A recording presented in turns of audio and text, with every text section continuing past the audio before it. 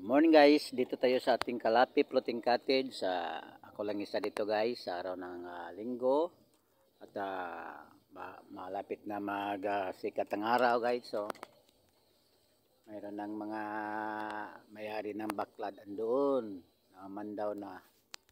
Tapos ako ng kape dito ako guys sa Cottage 1.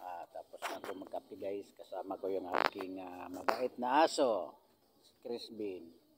Si Binsar andoon sa bahay. Ayun guys, ito malinaw ang dagat guys. Maganda ngayon pero walang napabuking ngayon si Rona ano pa sa mga gastos ng eleksyon. Ito yung cottage 2 guys. Oh. Ayan. Cottage 3 at cottage 4. Ayun guys.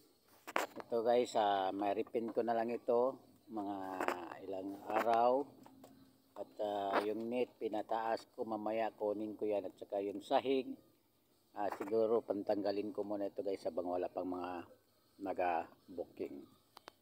Ito yung dalawang block natin guys na ilang buwan na walang laman dahil wala nga tayong pira.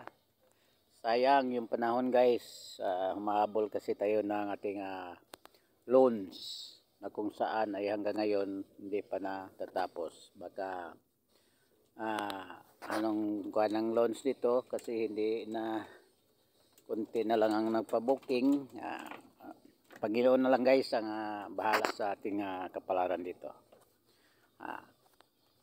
Sanay tayo sa pag-isa guys simula noon. Siguro kung wala talagang budget para dyan sa ating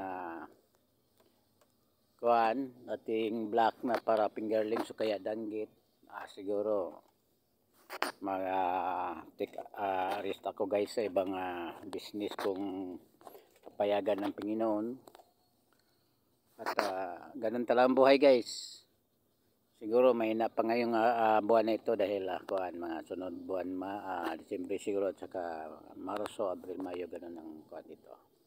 Yun ang mga fish cages doon kay doon ang fish cage ko doon nga binagyo ni Typhoon Odette. So guys, maraming salamat sa inyong panonood at God bless you all always. Love you.